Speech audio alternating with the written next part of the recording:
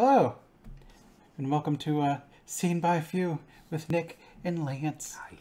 Hi. So it was something we were kind of discussing, like, what's another series we could do? Because we've had a couple discussions, and you kind of offered up the thought of watching episodes of Gargoyles and kind of bunching them into videos, and then just going from there.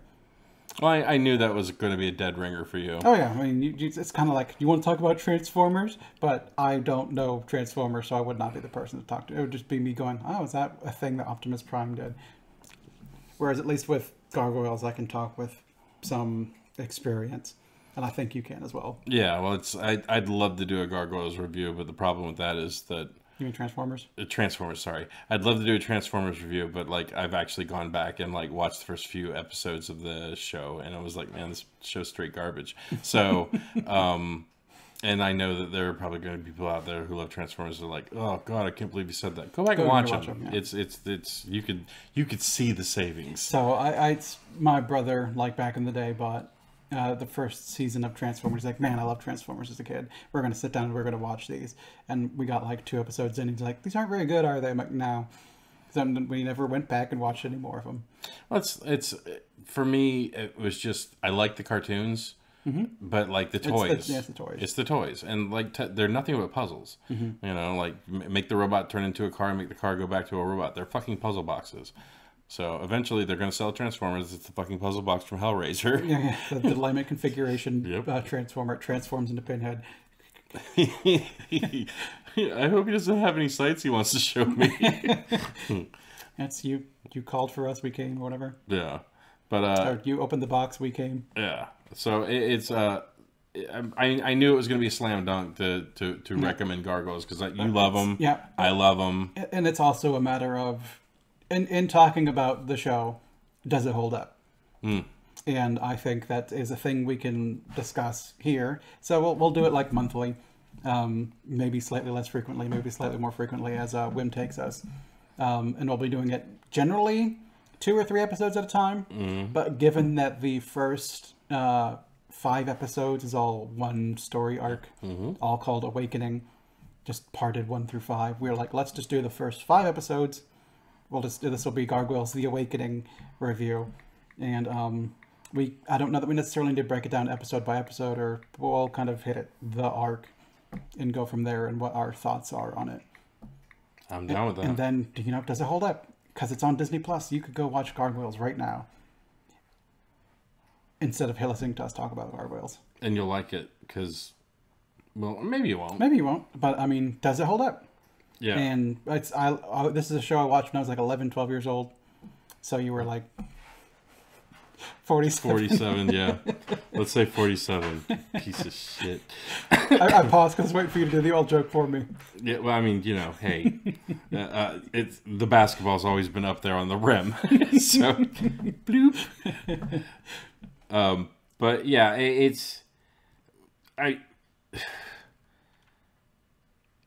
I think that this will be relevant eventually, because I keep hearing rumors about them doing a movie. They've talked about that a lot, and I don't need anything else. They'd have to look good. And I don't trust that. It's out of all the stuff I've seen, I don't trust Gargoyles to be remade well. Like, especially a remake. I don't want a remake. Well, I would think that it would be basically a remake of them coming to America to go atop the tower. You'd kind of have to tell that story. It couldn't be a continuation, because there's not going to be a lot of people who connect with it. Yeah, like we do, that are going to be like, oh, I remember all of this. And remaking it, you're going to ruin it. Yeah, well, I mean, I feel like if you'd have to do it now. You'd have to do it like right now, so you can get Keith David to do Goliath's voice. You can get like I love Keith David. But kind of like with James Earl Jones, of course he's gotten older. It's been 20 fucking years. But you can tell, like the Vader scenes where they're getting like old James Earl Jones back, or when you watch the Lion King with Mufasa, but now he's fucking 80 years old or 90, whatever. You can tell, which is just a thing that fucking happens. It's okay.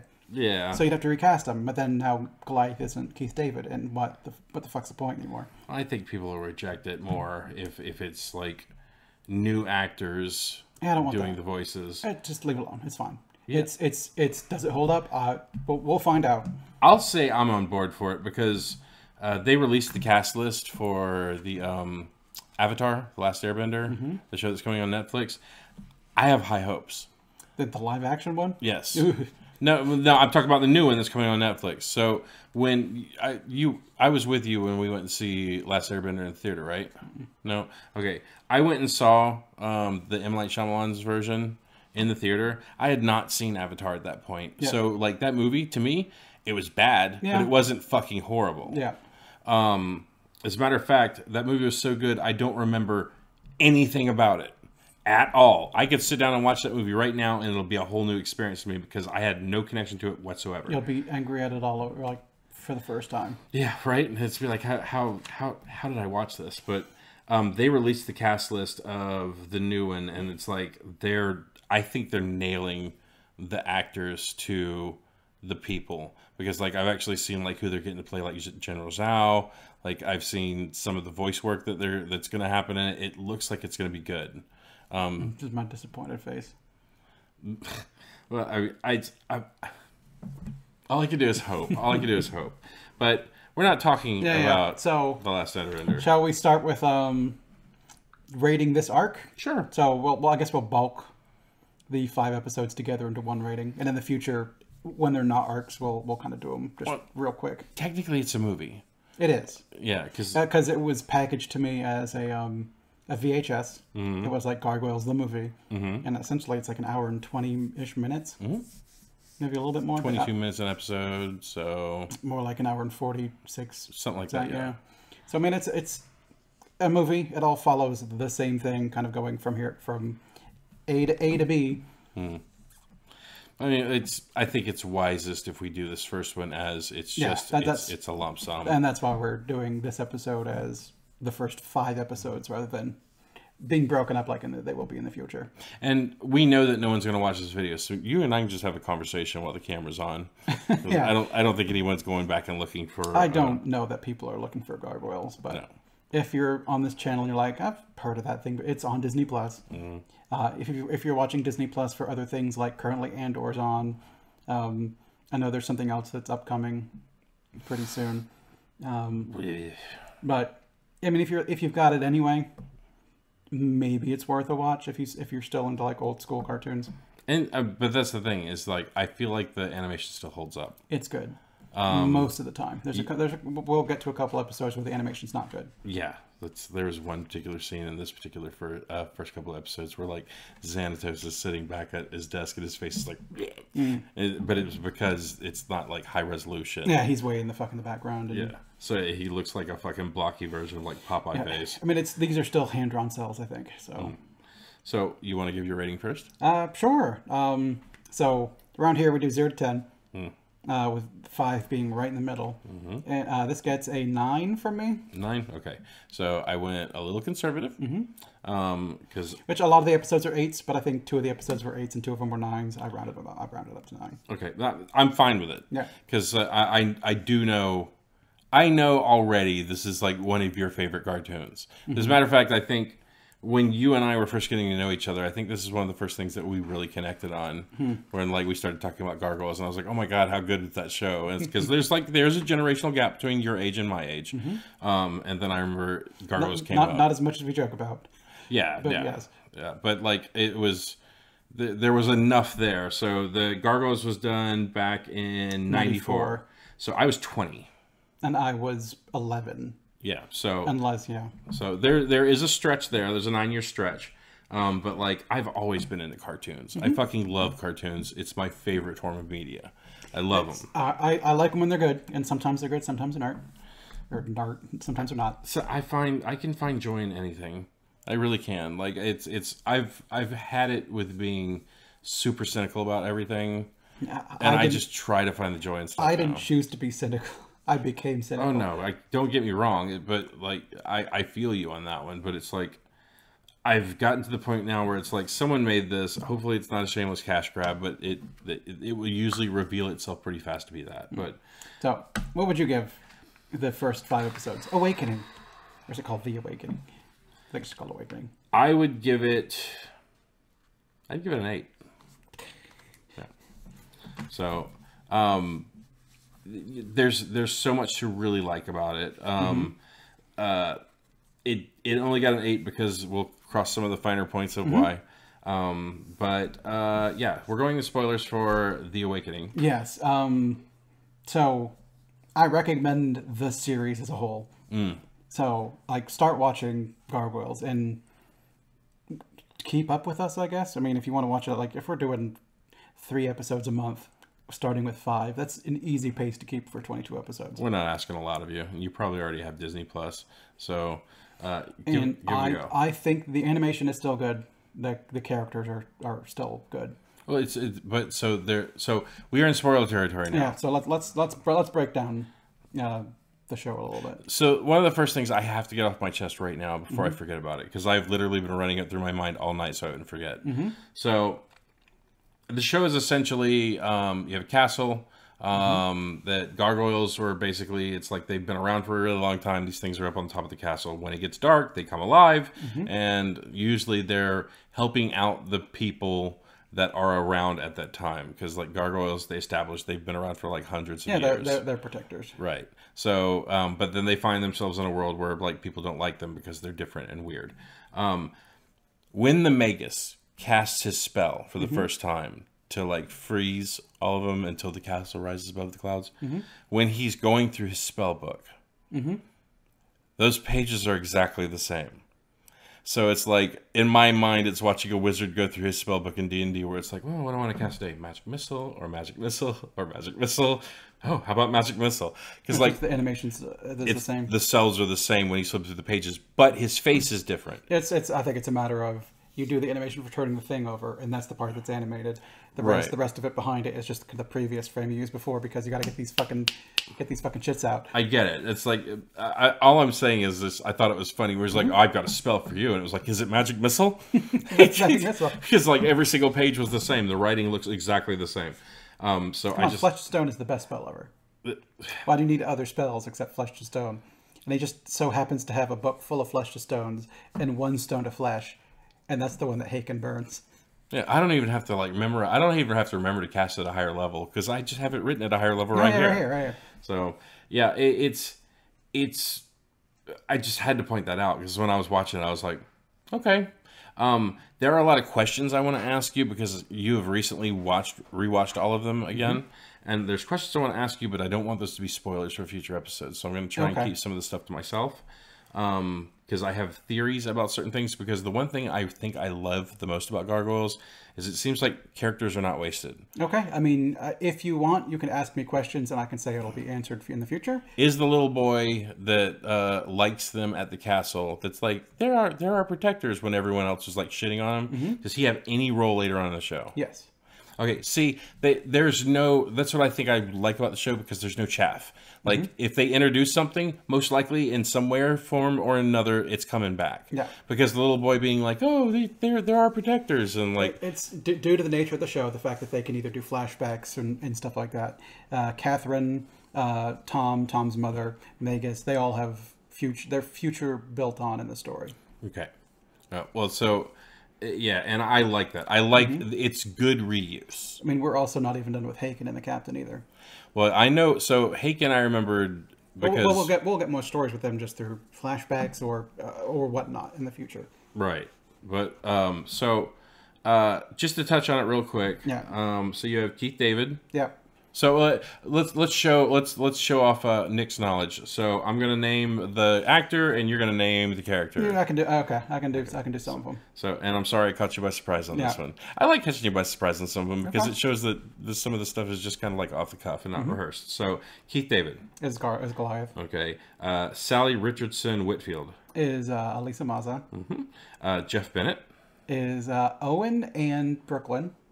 It just says Brooklyn here, but I'll take your word for it. Because if you're looking at the first episode, I don't think Owen's in the first episode. Okay. Frank Welker? Is that Lexington? Could be. I don't know. So Frank Welker is the guy who usually just does sounds. No. Bronx. It's Bronx, okay. Yeah. Ed Asner? Ed Asner is Hudson. So I was very impressed by that. Like, because I know Ed Asner, he is an old school like actor, And he's got like the Scottish accent going a bit too. yes, but not only that, it's like he did a lot more comic stuff, like cartoon stuff, than I thought. Because he's in I Am the Stone That the Builder Refused. He's in the fuck. Why am I blanking on it? It's the Can you give me more than that? it's the show with Huey and Invincible. no, it's the show where it's like two little black kids that are living with their grandfather. That's played by oh my god, why am I fucking blanking on this now? Okay, I have to look it up just because I look like a total fucking idiot right now. Boondocks. That's what it was. Okay, thank you. Yeah, he was in the Boondocks, and when I heard his voice for the first time in the Boondocks, I was like, is that fucking Ed Asner? And went back and looked, and sure enough, he's been at it for a while. Yep. All right, sorry. So, Bill Fagerback.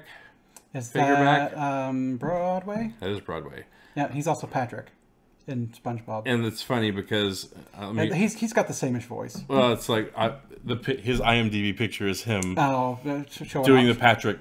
All right, so Tom Adcox Hernandez. Is that one Lexington? That is Lexington. Okay. Jonathan Frakes. Is David Xanatos. Bridget Bacco. A little bit of a curveball for you. Is that Princess Catherine? It might be. It says Angela here. Oh, okay. Well, I guess you're doing it by fucking serious because Angela's way down the line. Well, so it's just showing all the cast. Well, that's because you're not looking at the episode. You got to scroll to the top and go to episode 1. Right. Well, I mean, I'm just going through all of them, Yeah. which I find it weird that she has. She's not until season 2. She has higher billing on IMDb than Marina Sirtis, but She's in more episodes than Marina Sirtis. So Marina Sirtis. The Demona. Was that a hard one for you? No. Let's see. So does she look familiar? I think that's the religious lady from The Fog. Is it really? I think so. It could be. Yeah, we won't get her until next episode. Way down the line? No, next episode. Oh, episode 6? Okay. I'm pretty sure that was the religious lady. I don't think so, but I might be wrong. Anyways, it wouldn't be the first time. All right, a few more. Just a few more. Haken? Well, you should say Clancy Brown, and then so I can say hey. God damn it! I'm already fucking up my own format. All right, Tom Wilson.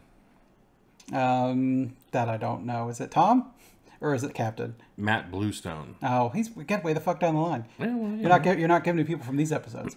Oh, okay. You want? Oh, okay. Again, you want? Well, because we're not talking about Matt Bluestone. We're not talking about Fox. We're not talking about. I was mainly just talking about the star power that the show had. Yeah, it's like Jonathan Rhys Davies does a voice. Yeah, he's Macbeth. Yeah, but I mean, I think that's crazy. Yeah, that's great. Let's see. And that's where I know him from. And then he was Gimli.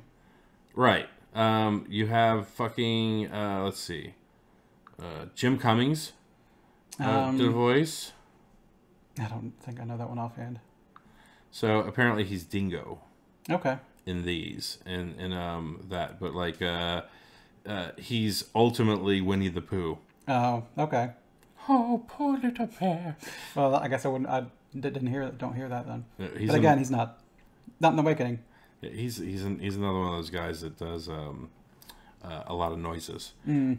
So that's just that. That's just a broad stroke over the characters, just to show you what kind of pull this show had when it came to star power. That's a lot of it was, and that's even without mentioning a lot of the Star Trek folks, because who's Worf? Michael Dorn. Michael Dorn. Yeah, he's gonna show up. We're gonna get what's Data's name? Brent Spiner. Brent Spiner. He's gonna show up. I mean, we're gonna get some more of them. But for Awakening, I mean, you've got Jonathan Frakes and Marina Sirtis is kind of the that's kind of the big ones. And we got our own little meower. This is my gargoyle. I love her. Sorry, I'm distracted by Kitty now. Here come the clicks, Nick. Click on the cat. Internet loves cats. Especially climbing cats. Yeah. But, especially cute cats. But cute cats that I named Harley Quinn. Yeah, she's psycho, but I love her. I still think this show holds up quite well. One of my favorite scenes in the first season, in the first 5 episodes, is when they go to get the discs. And they send Hudson. And Hudson gets cornered, and they're like, I don't know what you are, but I'm pretty sure you're not bulletproof. And he's like, you'd be right about that one. I like when he's poring over the computer panel looking for the disc, and he just slams it, and it pops out. And he gets that look when he looks at it, and he goes, ha! Yeah, it worked. Yeah, his face is still very, like, it's got a lot of expression to it, where you could tell, like, some money was poured into this. Yeah, it looks good. Yes. And there's stuff in this that I think is kind of... interesting for Disney. It's like in episode 1, it's kind of, it kind of gives you the, there's something weird happening going on in here, and then it goes back to 994. And like one of the first scenes is the Vikings climbing the castle, slashes a sword at Goliath, which he catches, and then you get blood. And then you get like the next episode, they're smashing gargoyles, and like later on, like Goliath picks up like a face, and you're looking at the face of a shattered gargoyle, but it's stone, so they broke a statue, but it's really like a person has been shattered. Yes, a living being has been killed when it was at its most defenseless. Yeah, and in these first few episodes, they're firing bullets at people.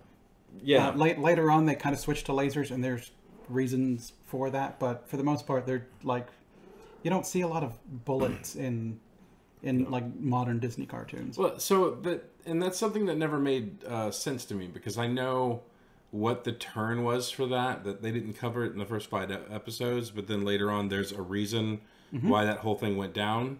But it's like, for what they said the reason was, so I won't beat around the bush. Maybe I'm just remembering it wrong, but like, the people who show up and do all that, those were Xanatos' dudes. Those were like guys hired by Xanatos, right? Yes, yeah. The original 5 that assault the castle are some of Xanatos' goons. And then they chase down Goliath in the park, and it's like they're actively trying to take out Goliath, but he's already at the fucking thing. So it's like there's a double play working there. They attack him at the park when he has not yet agreed to do this thing for him. And I think it's Xanatos trying to motivate him to see, like, these guys are coming after you, see?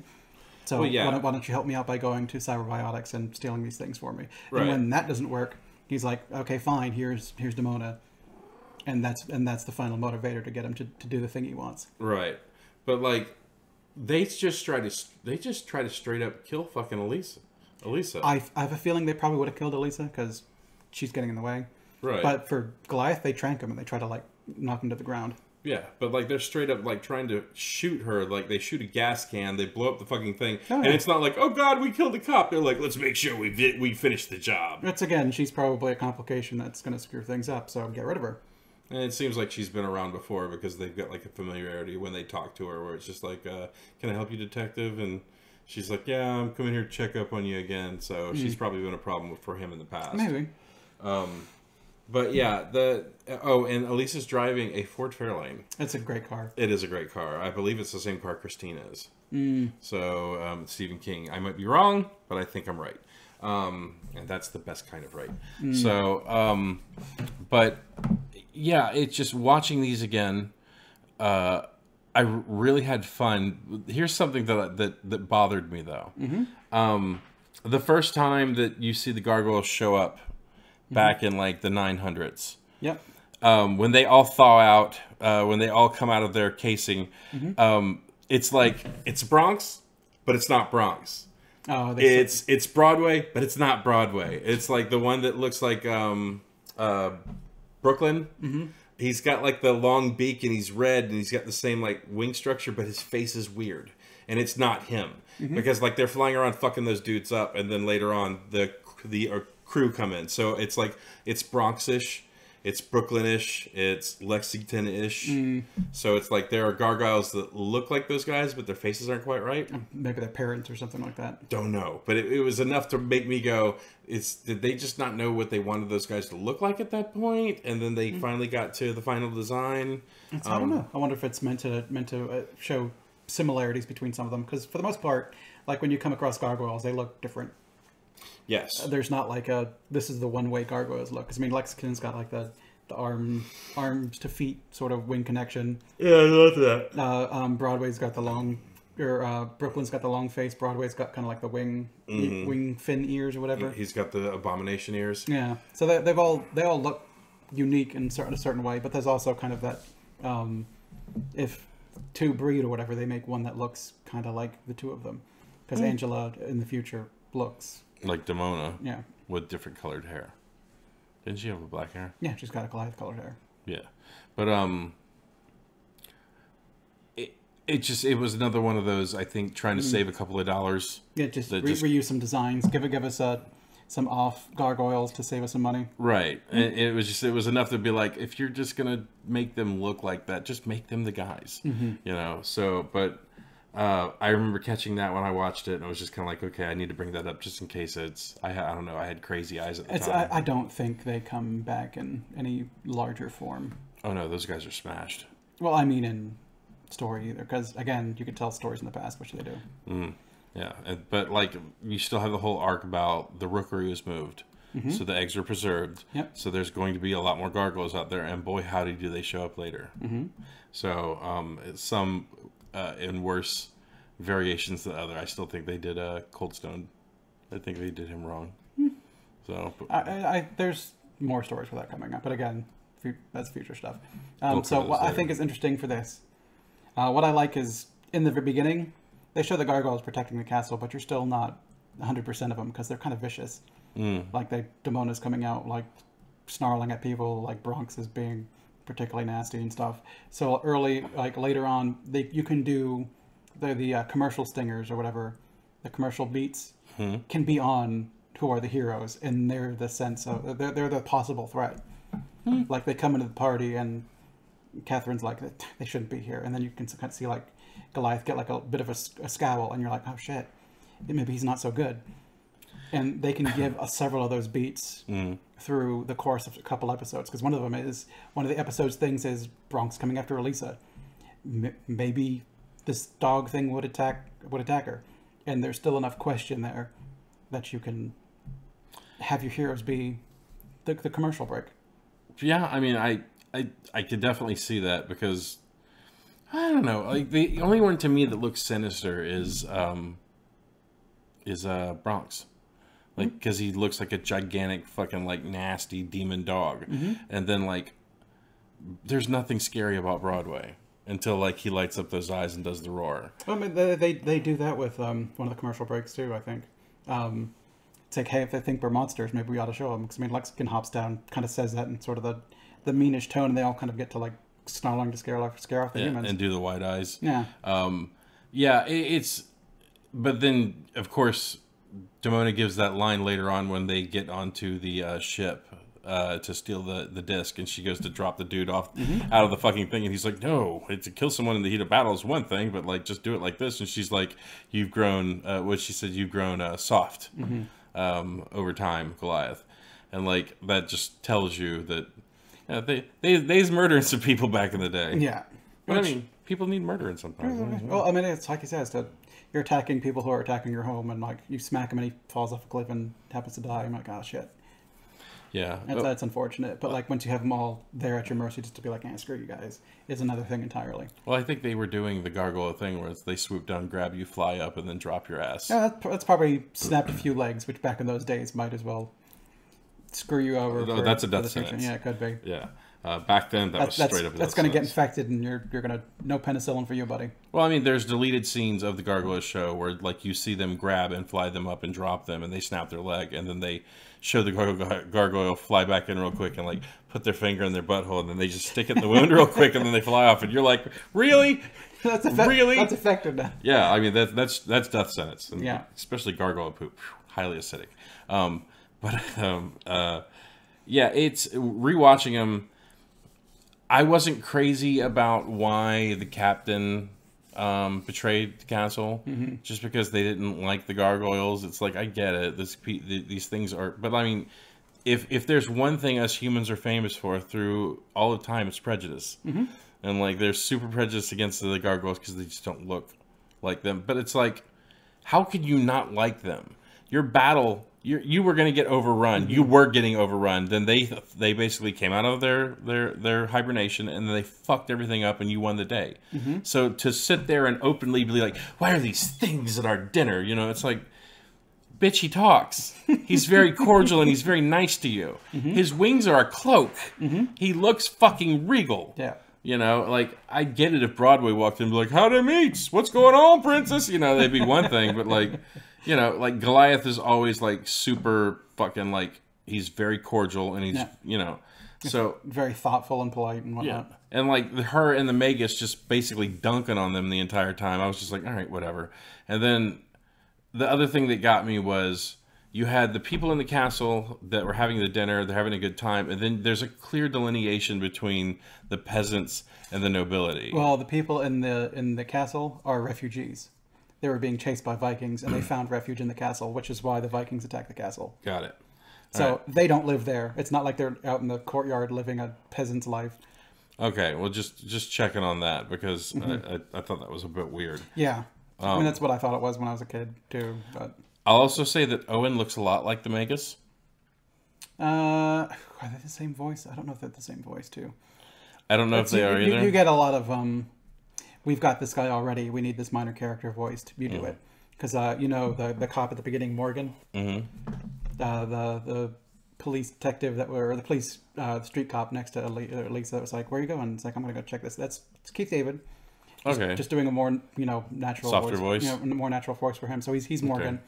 Okay. You've got the cars that was hijacked, or the one that broke down with the little car phone, and they got like hijacked by a couple people. Okay. I don't remember the guy's name, but he's Brendan. I don't remember the actor's name, but the girl, it's Marina Sirtis. Okay. Oh, she's being a total bitch. Yeah, because it's oh my god, it's you've got some voice talent there, just make them fill in minor roles. Okay. And since you've got them there, you see those characters. Read this real quick. Yeah, you've got those characters again in the future too, because like we're not done with Brendan and I can't remember her name at the moment, but I don't like Margot or something. Well, we see them again. She is a total bitch. And it's like whenever. Just give him your wallet, Brendan. Yeah, it's thanks. Yeah. Why don't you take her too? Or it's like when he gets out of the car and they're accosting him. She locks the door and locks all of them. It's like, I'm out here. Let me in the car. Just give me your wallet, Brendan. Yeah, Brendan, give us your wallet. Yeah, listen to the lady, Brendan. I think some of those guys are some of the main cast too. I can't pick them all out per se. They come back as animal people later, I'm sure. I just mean as some of them, their main cast, as in someone else voiced them. You don't pull in an actor to read a little line. You've got Broadway right there. How about you read for this character? You've got Lexington. How about you read for this character? Hey Clark, thanks for delivering the coffee. Hey, you want to do a voice? Sure. What do you want me to say? Say, yeah, give me the wallet, Brendan. Let's say that. Okay. But another place I noticed the savings is the rocks falling off the castle. Yeah. The same rocks. Oh yeah. But I mean, I get it. You're not going to draw. You're not going to be like, you know what, boss? I think I could do rocks better. So nice. We got the rocks have been painted. We'll just keep using that. Yeah, but it's one of those shows that I think definitely holds up over time. I'll say that for all the fuck over that Goliath gets, and he doesn't trust humans, I think he comes around on Elisa a little too fast. Well, he does once she sits with him. She saves him. But I mean, like that's supposed to be the exchange. I guard you at night, you guard me during the day. Yeah, which is why I think gargoyles essentially are reliant on people per se. But like, let's be honest, gargoyles are horrible defenders, because their downside during the day is so fucking steep. Real bad, yeah. Yeah, like it's literally if you had a D&D character where the agreement was Medusa gets to freeze me every night before y'all go to bed. Don't let anybody come up and shatter me, and then in the morning you'll be stoned back to flesh. Like it's the worst defense. It'd be one thing if it's like I caught a gargoyle sleeping and it woke up and kicked my ass. No, they don't have the option at all. They're just fucking statues. But I think the trade-off is pretty much no matter your injury, after that you're fixed. Yeah. Be like, man, I'm kind of coming down with the cold. I'll be fine tomorrow. Yeah, because they do the whole thing where she's like, "Oh, you seems like you're not suffering any abilities of the trank at all," and he's like, "Yeah, sleep rejuvenates us." And the way he says it was almost like when Lexington later on said, well, "We don't have names other than Goliath," you know. Yeah. Well, what do you call yourselves? friend. Yeah. Yeah. But I think that's the biggest appeal of the show to me is that I love Lexington. I think he's great. I think he's the best one out of all of them. All of them are lovable. Because Hudson is like a close second. Hudson's great, but Ed Asner is just great. Yeah, but I mean, I also just like how he plays an old curmudgeon well because he's an old dude. But like Hudson, he's got some of the best one-liners in the series. And he also does old and wise, but still a fierce warrior too. He's got that sword, and there's times when he comes down and like he cleaves robots in half, which is kind of fun. Yeah, and swinging swords at people. But like the plan to me, like rewatching it, the plan to me was kind of weird. It's like okay, you're in a world now where people hate you, but it's like no one knows about you, you know. So like I thought that duplicitous stuff was a little overdone. I thought that the letting you know who the bad guy was a little overdone because Santos like, yeah, of course, if you go get me these discs, then we could do this. They were my property. And as soon as they turn the thing, he's like. Yeah, and like the door opens up and you see like the shadow of Dawn and stuff. They play their hand fairly openly, but I think it's also for the benefit of 11-year-olds. That's true, but it's like they overdo sinister fucking like plotting face like too much because even Damona's just like, oh, we're together again, my love, and then it cuts to her the sinister like yeah it's like you know. Make me think that they're good, but just don't give me a face to be like, oh, he bad. Yeah, they play the villain thing up a little bit too. But I think it's also kind of, I mean, depending on your upbringing, obvious, because you've got Goliath versus David. That's true. I don't think I ever thought of it that way. It's David versus Goliath. Okay, I get it. But and like, they just kind of flopped who's the good guy and who's the bad guy. What if Goliath wins this time? Well, yeah, he's bigger and stronger. Of course, he's gonna dunk on David all day. So I don't know. David does pretty fucking good sometimes. He does good, but he always at the end, like basically, he loses. No, David. Have you heard the term the Xanatos Gambit? Mm-mm. That's a thing they've added for kind of tropes, but it's the kind of win-win scenario. Even when I lose, I win. Yeah. Okay. Well, I mean, that's the kind of plotter and schemer he is, right? So, like, it's like, if they do what I want to, I get this. But if they don't do what I want to, I can still drive them towards this. So, I've never heard that phrase coined before, but it makes sense. Which there's a lot more of it in future episodes, but like in this little arc or whatever, essentially he got his castle. He owns the castle. He essentially owns the Gargoyles because they live in his home. He got the data from Biotechnica, Cyberbiotics. Yeah. So he's got that shit, and he's already used it to kind of perfect his robots, and he got a bunch of shit out of it. He lost, but he's still got a lot of shit out of it. Yeah, it's weird. Some of the long bets he makes, and I have a feeling sometimes people are sitting around trying to write storylines where they're like, "What if this happens and this happens? Well, this makes him look bad." But you see, he had a plan the entire time.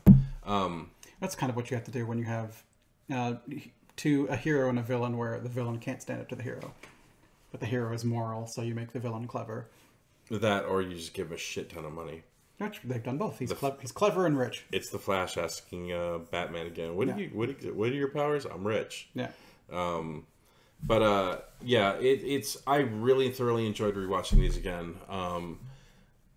I'm looking forward to future episodes more so than like I sat down and tried to watch them with Jack again because I really want him to get into him. But like the first time he saw like scary face like Demona like several months ago, and I tried to rewatch him, he wasn't into it. Yesterday and today, this morning, we watched a couple episodes together, and he was like watching, and like every time he saw Bronx, he was like Dino, and I was like, yeah, sure, son, Dino, you know. So he seemed to be enjoying it more, and he wasn't getting scared when they were doing the glowing eyes, shadowy face like roar, which I was really proud of him. But I don't think there's a whole hell of a lot more to say about the first 5 episodes, just for the fact that it's a somewhat compact storyline. Boy meets boy defends castle, boy gets betrayed. Yeah. Then it's a fish out of water story. And boy tries to have his revenge. Yeah, boy tries to have his revenge, but revenge is stolen from him. They denied me everything, even my revenge. Yeah, boy gets turned into stone with a specific curse. Boy gets raised above. Which is another thing I think is interesting. So essentially, like, these people are turned to stone until the castle raises above the clouds. That's never fucking happening as far as I know. And he's like, yeah, do me too. So you've got Goliath essentially willingly ending his life for the most part because like I'm alone, I don't want to be alive anymore. So he gets turned to stone, and that might as well be a death sentence to him. But like, I thought that was silly because I get that you think they crushed Demona, so your life partner's gone, but he's like, I'm alone. I don't want to be in this world anymore. Please take me out. And it'd be like, there are eggs. So in the rookery, Lance, you're the last human, but there is 15 to 20 babies in there. You have to take care of these 20 babies. Good luck. I have humans to help me. No, you're the last human.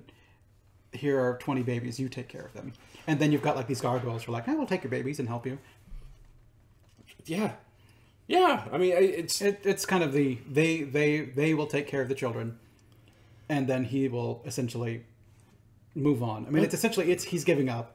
But they're gargoyles. It's like literally. It's like we've been taking care of these things. Like we've been taking care of our own when they hash out of the rookery, and now everyone's gone. Turn me to stone too. I'm without my girlfriend. I'm without my buddies. Turn me to stone too. It's like, okay, there are no other gargoyles around. So like when gargoyles are hatching, is like the one dude that really, really liked them fucking fell off a cliff with Haken. So it's like, did you have people going, the fuck is this? What does this even eat? You know, like, do we need diapers for this? You know, like, it had to have been a completely different world, and it's kind of fucky that Goliath was just like, it's not my problem now, it's your problem, but take care of my babies.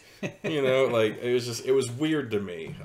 But you need it to happen for the story to move on. Also, but I just think it's kind of interesting. You've got, in a Disney cartoon, the protagonist essentially being like, yeah, I'm out. I'm done. Yeah. Send me with him. And then it just to happen. But I mean, that must have been a bro love that was unlike any other. Because, like, you take out your girlfriend that you got real sour on real fast. Especially if she's your knight, you're my everything. Angel of the night. You're my angel of the night. And the first time she's just like trying to convince you, this guy's a good guy and we need to help him. And you're like, man, fuck that guy. And it seems we should help Xentos out. And she's like, yeah, of course. Well, she's like, for getting us back together, we should help him. And he's like, yeah, okay. And then they go out and do the job. And then they bring the stuff back. And all Elise has to do is say, I looked, it's not his stuff. And he's like, oh, yeah? Well, he tricked you. Sure. Yeah. But, you know, like, still, this is the guy that brought you back to life and reconnected you with all... Well, then Goliath shows back up to be like, I'm going to go have a conversation with David to see what the fuck's going on. And then his people are being attacked by robots. I mean, you know, stop. There was no point that I felt that Goliath was like, thanks, man, you're all right. it was all like, you know, humans have fucked us over before, and I know the dick's coming. So it's like the entire time Goliath's like, he knows the dick's coming, so he's like, yeah, we'll go do this thing for, you know, like he's constantly watching his back. Yeah. I get being suspicious, but like, it would literally be the thing of my house burnt down, my wife and my kid disappeared, and I'm just like destitute. And some dude that was a little shady and looked a little rapey came up and was like, I'll help you get back on your feet. I'm not going to be like, okay, then just like, I'll take help. And when help is offered and it's obviously to a benefit to me. That's also kind of like, hey, I'm here to help you. I own your house now. It's pretty cool. I hope you don't mind. I live in your house now. I hope that's cool too. I've installed a bunch of stuff in your house, and your house is my prison. But I mean, it's different because my house is on top of your house. So I'm still living in my house without you being there because he built the castle up on top, but his building is still underneath. Oh, he lives in the castle. Well, I mean, yeah, but like for the most part, whenever you were seeing the scenes, I'm pretty sure that was just down in his office that was in the. No, he's got an office, but in future you see that his bedroom is in the castle. You know, he ran them bitches off. Fuck y'all, it's mine. I bought it. Yeah, that's why he bought a castle in Scotland, had it shipped over to a skyscraper in New York, and assembled on the very top of the skyscraper. I'd live in that bitch too. Look, I don't want to get problematic, but he bought a castle with statues. Mm-hmm. Now, the fact that the statues come alive during the night and fly around and shit, you're still... That's still his castle. Well, no, I'm saying that during the day, you're my fucking property because you're statues. I bought statues. At night, when you come alive... Sure, if you want to fly off or whatever, I guess I can't stop you because you're fucking sentient beings. But like, you know, I bought a bill of sale. That's the sort of attitude that would get you to have no gargoyle friends, Lance. All I'm saying is they could have been a little bit more grateful. You know, like if... I think he wasn't even asking them to do anything horrible. Go get me these discs. Well, it's not so go get these discs and put your lives at danger to get these risks. And as a leader, he's got to be like, well, what's the risk reward sort of thing? Like, we just survived like this awful thing, and we're all together again. Do I want to risk my charges because this guy got his thing stolen? Especially when he's like, you should use detective. I tell you what. Mm-hmm. I bought a fucking castle. I flew it piecemeal from Scotland to New York City, built it on top of a building. This is probably a multi-trillion-dollar operation. I brought you and your friends back to life. And look, your girlfriend that you thought was dead, here she is. Once she is back, Goliath is in. Sure. But then, like, the first time they do something that's a little squiffy and maybe a little dangerous, he's just like, I don't know if this is worth it. And then Elisa's like, I know that he lied to you. Mm-hmm. I'd been like, you know what? He gave me my life back. Well, it even was he bugged me and like, those people weren't, like, shooting fun bullets at him. No, but... It could have been, like, this guy brought me back, but now he's trying to take me out so that he can control my You know why he was trying to take him out? Because you act like a bitch the entire time he was trying to work with you. Yeah, I don't think that's the next step. It's like, I'd really like you to do this. I don't really want to do it. I'll fucking murder you then. Yeah, but, like... I don't know. I think that was just something I had a problem with. It's like, this dude literally brought you back from the dead with all your buddies and your house and your girlfriend. Like, he gave you everything back. Mm-hmm. And it doesn't seem like he's asking for too terribly much. Give me some discs. Just give me some discs. That's all I'm asking for. Just give me some discs. The entire time you don't have to be like, man, fuck you. I'll go get the disc. But man, you could suck my ass. And then your girlfriend comes back and goes, I think he's okay. And you're like, yeah, I guess he's okay. To be fair, there was one scene where he's like, I have to think about this. Still, you owe me. You fucking owe me. Like, dude. I did remind me not to owe you anything. Well, it's not. So, I'm just saying from a... Yes. Nick... It's one thing when you're like, I need to borrow a cup of sugar. It's a fucking cup of sugar. I need to drive your car somewhere. Drive my car somewhere. I need to borrow $200. Here's $200. Mm-hmm. That's different. If I ever disassemble your house, fly it to Flubity Fuckville, wherever, and rebuild it on top of a skyscraper so I can lift the fucking curse off your family, I'm probably... If I ask you, hey, Nick, I did all this stuff for you. Could you go get me a glass of water? I'll do it, but I don't like it. I asked you for a glass of water, motherfucker. It's not a glass of water. It was a milk run. You're already fighting things you don't like. Those things are trying to hurt you before you even went into that place. Mm-hmm. So it's like, I'm asking you to do a thing. But he didn't ask him to do it after he got attacked in the park. He asked him first, and then he got attacked in the park. And then he doesn't talk to Xanatos until Damona's already there. They have one conversation about, hey, would you do this for me? I'm not so sure on it. Xanatos is like, I'll persuade him by sending a kill squad after him. Mm-hmm. And then later, when he meets up with Xanatos, he's like, oh, I found Damona too. He's like, yeah, fuck yeah, let's get your discs then. Yeah, it's one scene where he's like, I got to think about it. But still, he's real shitty about it. Yeah. So you did all that shit. You put my house on your roof in Fuckville, and you're like, hey Nick, could you go to this facility and murder some people for me? You're like, are you trying to gaslight me, motherfucker? I'll do it. I did all these things for you, okay, Mr. Incel. I'll do whatever the fuck I want. So I'm gonna go ahead and admit something. I think the reason I have this poison in my gut about this whole thing is I'm still remembering the Seven Seas game. Where my character was an asshole, but he was a nice asshole, and I was doing a lot of nice things for you guys. You guys kept fucking me and fucking me. Yeah, to be fair, I run along with most of your stuff. It was the people you hired that fucked you. Well, it was Amber. Like, it's the funny part and Tim. Amber and Tim. Yes, they were constantly trying to fuck me over. But like Amber was playing the fiery Spanish guy. It's like my whole arc is I want to get my mother out of slavery, and it's like, hey, I bought her deed. Here's her deed. It's yours. You could rip it up. She's a free person. And he's like, fuck you. And I was like, man, come on. I did something really nice for you. And the whole reason I did it was not to destroy her character arc, but to basically say, we can trust each other. Yeah. Let's become a team. But it did not turn into that. It's maybe Goliath's got bullshit detectors. It's like, hey man, why don't you get me this fucking disc here? It's like, we have magic talismans, man. Get me these discs. It's like, there's just something about the way the guy. I don't know. Well, I would accept it if they would have done one thing. Goliath, can you go to this place and get me these discs? I kind of need it. They were my property and they were stolen. Okay, let me think about it. And he turns around and then Xanatos is like, and if Goliath just caught that glimpse in the mirror, be like, I see you back there making bad guy face. Are you scheming? I see you scheming. You know, why is it every door when you have people come in, they're always dark and shadowy and broody looking before they step out into the light? That's a bad guy move, right? So he's like, hey man, I like the sun's coming up. I gotta go to sleep. Okay, just take a second. I got these things I want you to take care of. Yeah, well, I'll think about it. And then he goes, turns to stone, wakes up in the morning, goes to meet Elisa. Right. And then by the time he sees Xanatos again, later that night, he's like, yeah, let's do it. And then that night, no, it's the next day, because he meets with Elisa, turns to stone, it does the thing, and then that same night, the night he's like, yeah, we'll do it for you, they go and get him his 3 discs.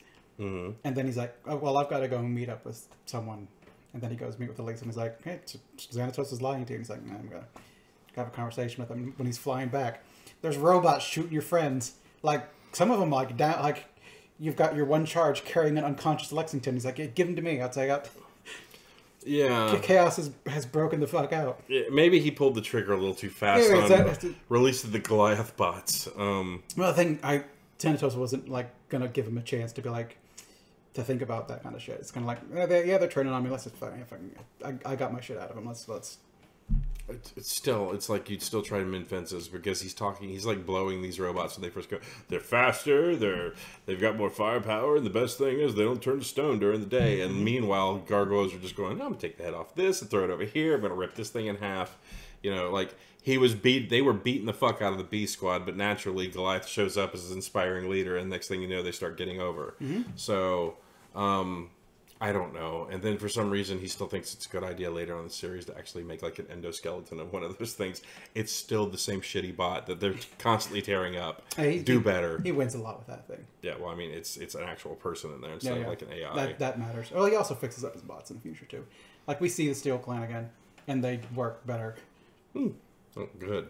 Hopefully he put the pack in them so they'd actually like have maneuvers and fucking reactions to things because those robots were just getting fucked. Hey, we see the pack. Like so.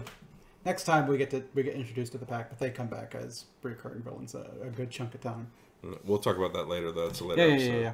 So, is there anything else you'd like to cover about the Gargoyles? Let's see. I don't know. I mean, I guess one thing I kind of like is like back in the day when you've got your main is Keith David.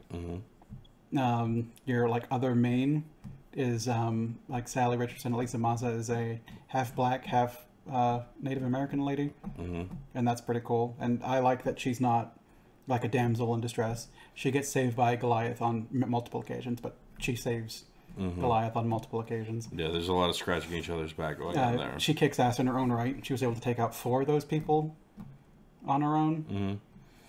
All right, then that was another thing that was unbelievable.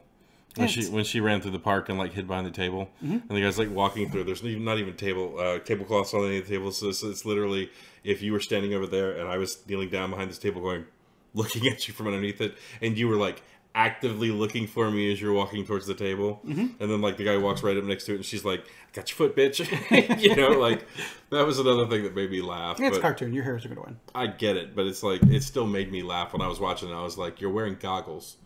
Apparently they have to be enhancing your eyesight.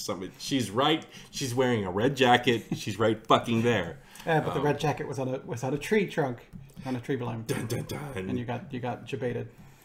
There's certain liberties you need to like. It's a cartoon show for kids. I'm just fucking. I know, but also, I mean, in general, there's going to be a lot of shit. You're like, that's silly. Why would someone do that? Well, it's a cartoon. It's like, man, these heroes seem to have an easy time. Yeah, Sometimes they lose, which is good, but sometimes they win without too much difficulty because it's time to smash some bots. Yeah. It's like why did Xanatos pull the cord so quickly? It's like time to move the fuck on. Well, it's like it's gotta keep this thing moving. We need some action. We need to see like our villain to be a villain. We need the Demona twist. We need to see like Demona and Elise Elisa go off the cliff at the same time, and Goliath's got to save one of them, and he goes and he saves Elise. And then Demona gets butthurt about it. It's like, bitch, you got wings. Oh, she was getting buffeted by rocks. Okay. You turn into rock. You're 100% rock during the day. It's you. It's so. Imagine you're walking, and I'm like, you can walk all the time, and I throw a rock at your face. How great at walking are you going to be? I'll be even better at running as I'm charging you to put my foot in your ass. That's all I'm saying. But she's falling. It's supposed to be like she's getting bludgeoned by rocks and presumably unconscious. Well, I mean, she's screaming. Eh, she's going down. So, like, but maybe she had something in her eye. I don't know. I got a pebble in my eye. So she couldn't see. But it's like, still, you have wings. Yeah. I think that's why he saved Elisa over Demona. Well, not only that, but Elisa was like, she's like straight up G. Like, she's ride or die. Oh, yeah. Like, right from the beginning. Like, her hesitation in the beginning of that is so fast and over, it's almost like jarring, where she's like, what are you? Okay. It's like, you could talk, huh? It's like, yeah, it's Doc. Yeah, well, tell me a little bit about yourself. I'm a big British nasty monster that looks like a fucking demon straight out of hell. She's like, cool, I can dig it. Yeah. All right, let's go chit-chat about what's going on with you. But, like, I don't know about you, but if I'd been down at the bottom, it's like, get back, or you'll wind up street pizza. And then you turn around and look at the rock, and you're like, the fuck is scratch a rock like that?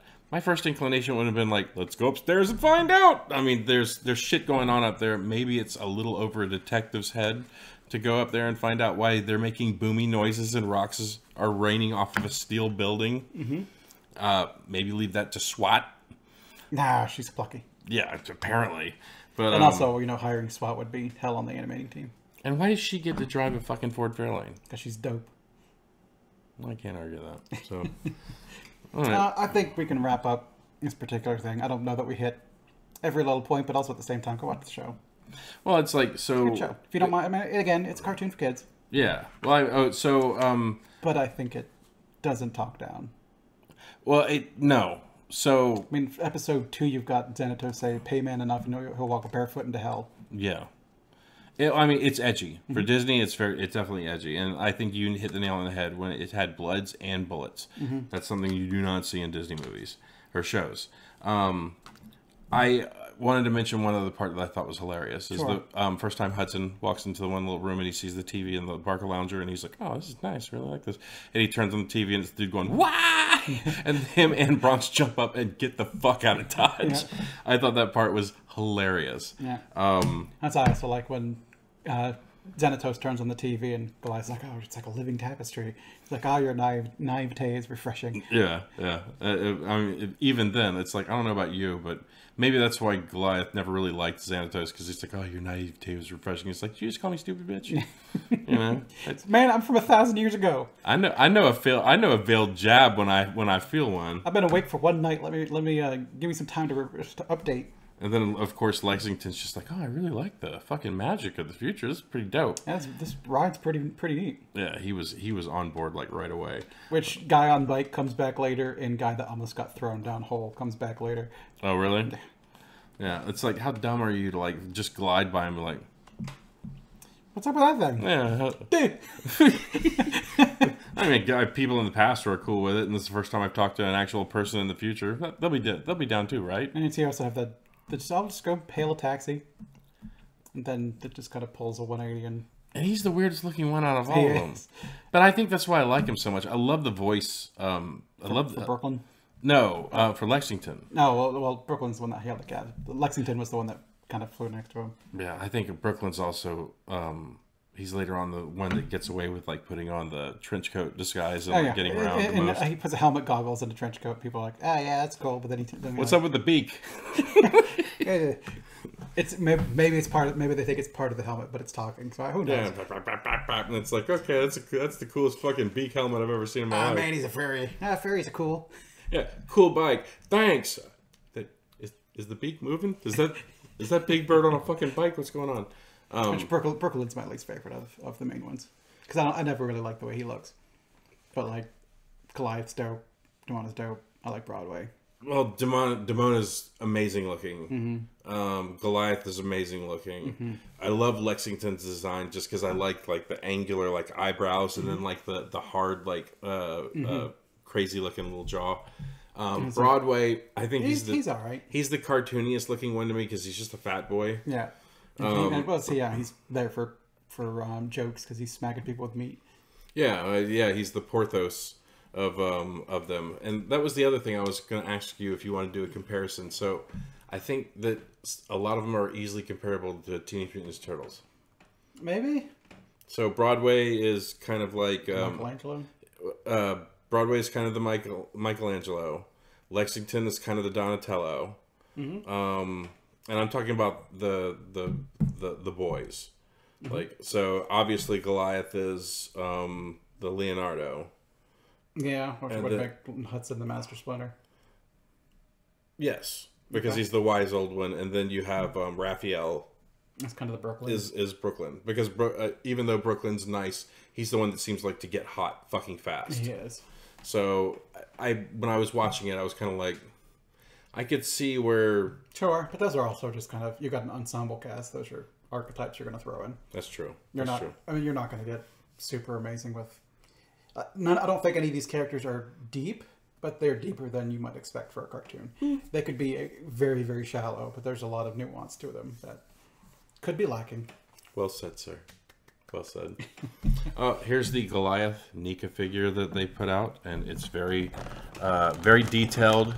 No, packaging. Oh, it's so delicate, and I've got to be. I was trying to. I know, but like I thought it opened from just the middle. No, it's got the Velcro on top and bottom, so, and it's like super fucking strong Velcro. It is. And I'll try to get this without like the glow on it, but they made a really good looking figure. Nika, send me toys. You can see the little ring light. Sorry. That's fine. But yeah. You're only going to get so much out of it. So the one thing that they did with this figure is you can see that it came with the wings. But then what they've been doing is they've been releasing more figures. And the two they have out right now is Demona and Bronx. And the Bronx figure has the cloak wings. Bronx? No. Is it? Bronx is the dog, right? Bronx is the dog. Yes. So they've released Demona, Goliath, Thalog, and Bronx. And Bronx he's got like him in a different head, and then there are the wings that you can like take off of Goliath and do like the cloak. It's got the cloak wings for Goliath. It's got the cloak wings. I thought you were saying the cloak wings for Bronx. I'm like, why does Bronx have cloak wings? Oh no, he doesn't have wings. So, yeah. But you know, I wanted to show off the figure. Yeah, it's a neat figure. So yeah, would you recommend Gargoyles? Yes, I recommend the series. Yeah, I recommend the first 2 seasons. The last ones. It gets a little weird. They fired the main dude. It's like, yeah, we got the hang of this shit. We can do our own thing. They can't do their own thing. Is the last season with Lisa's brother? No. No? Because I thought that one got weird too. Oh, that's coming up. Okay, we'll get there. All right, so if you want us to do more of these episodes, leave down in the comment. And if you don't, we're still going to do more of them anyways. Yeah, it's probably going to do more. Yeah, because we like Gargoyles and we're going to keep doing this, even if it's just for me and him. Also, most of these things are for me and you. Oh, yeah. And occasionally other people watch them, which is nice. It'd be nice. I always appreciate people listening to us ramble for an hour and 3 minutes about freaking Gargoyles. Yeah, well, I mean, this is 5 episodes that we were like touching on the finer points, and future episodes we're probably going to be doing like 2, maybe 3 episodes. I imagine maybe 20 minutes an episode. So, if you like what we did here, how about share it with someone? If you're a friend of mine and you've watched this, how about share it with someone? I'd really appreciate it. I'd like to see these videos get at least 20 views. I mean, if you like Gargoyles, especially, let us know. Like, start gushing about it in the comments. Yeah, and I guess be marginally worried about people who are watching it for the first time. So don't drop full on bombs. But I mean, for the most part, like I've watched the show several times, and in the years, you're not spoiling anything for me. You might be spoiling for things for him. I don't know how well he remembers. I don't remember. I remember finer episodes. Like I remember Lisa's brother. I remember the one where it was the Lawnmower Man episode. Yep. Yeah. Like I remember certain things, but for the most part, no. Most of it's like. Okay. So that's why I was happy that you were like, "Hey, let's watch Gargoyles all over again." I was like, "That is an easy ask for me." So. And especially since it's going to be like 2 episodes a month, it's 44 minutes. That can bang that one out. No. And I'm not asking for pity views. If you're a friend of mine and you're watching this, thank you. Yes. Truly from the bottom of my heart, thank you for watching the video. Yeah, if you listen to us gush about Gargoyles for an hour and a few minutes. No. But if you know someone that like could benefit from like a lull or two, recommend us. We'd appreciate it. And then one day when we get famous, we'll bring you on to do whatever movie you want to do. And make you internet fan. No one wants to watch old fucking white dudes. So, if it helps, I'm also Indian and Lebanese. Pandering. That's some white shit. All right, bye everybody. See ya.